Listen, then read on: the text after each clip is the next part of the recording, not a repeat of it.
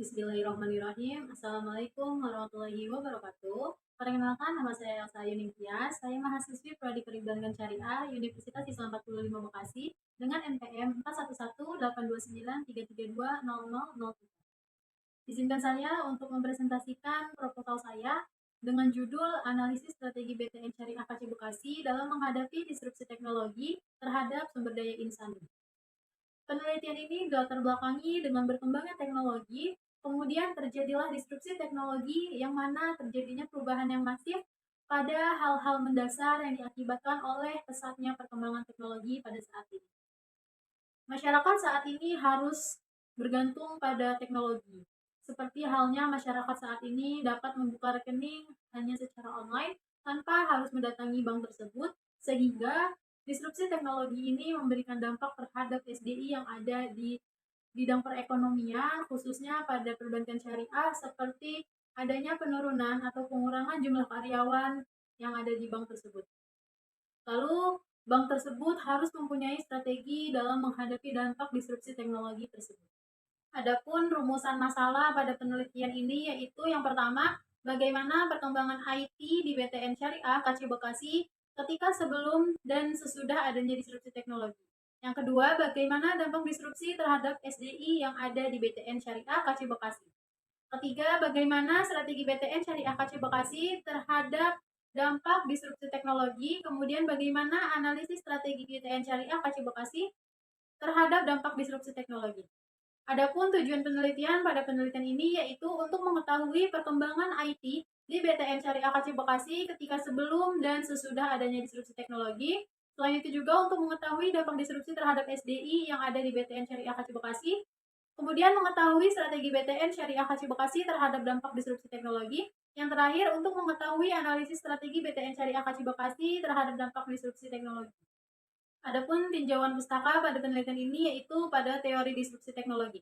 Teori disrupsi teknologi ialah perubahan fundamental akibat perkembangan sistem teknologi digital, di mana teknologi digital saat ini mulai menggantikan dan mengubah peran serta pekerjaan manusia. Teori sumber daya insani atau SDI, individu yang dapat merancang dan memproduksi keluaran dalam rangka mencapai strategi dan tujuan yang telah ditetapkan oleh suatu organisasi atau perusahaan.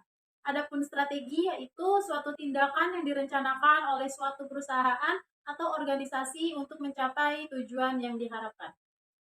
Kerangka pemikiran pada penelitian ini yaitu teknologi di BTN Syariah KC Bekasi semakin berkembang, di mana ada teknologi lama dan teknologi baru, di antaranya ada gap, sehingga terjadilah disrupsi teknologi, yang mana disrupsi teknologi ini dapat berdampak pada keuangan, SDI, dan operasional.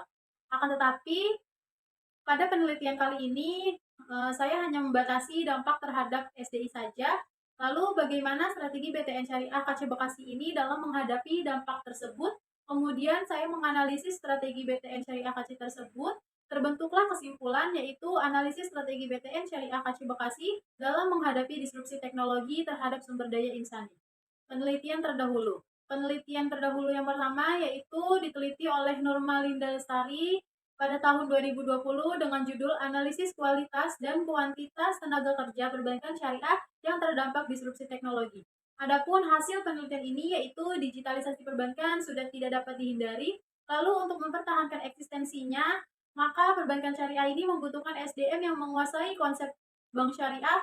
Selain itu juga memiliki kemampuan yang berkaitan dengan teknologi. Penelitian kedua yang dilakukan oleh Salman dan Andreas Muti pada tahun 2020 dengan judul Dampak digitalisasi terhadap front office dalam bisnis perbankan. Penelitian ini menghasilkan bahwa meningkatnya penggunaan mobile banking dan internet banking di tengah-tengah masyarakat membuat peran front office menjadi menurun.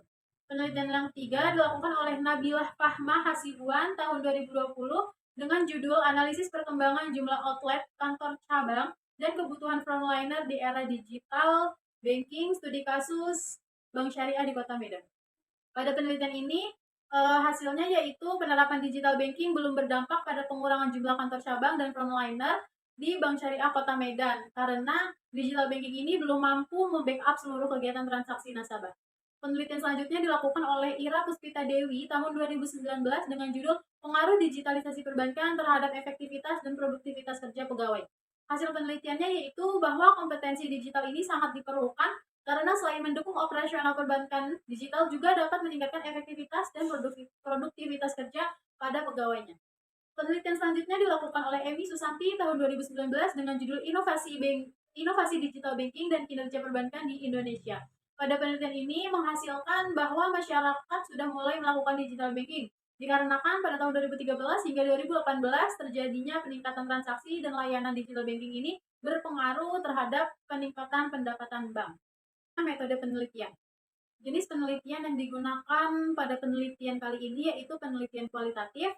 Penelitian ini merupakan suatu metode yang sesuai untuk menjawab fenomena yang akan diteliti oleh peneliti.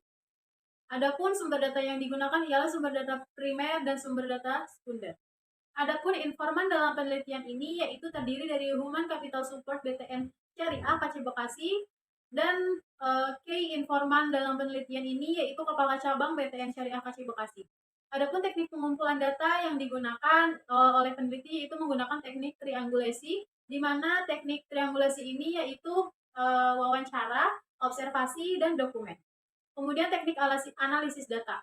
Adapun teknik yang digunakan yaitu dengan mengorganisasikan data, menjabarkan ke dalam unit, melakukan sintesa, menyusun ke dalam pola, dan membuat kesimpulan. Baik, cukup sekian presentasi proposal penelitian saya. Kurang lebihnya mohon maaf. Wassalamualaikum warahmatullahi wabarakatuh.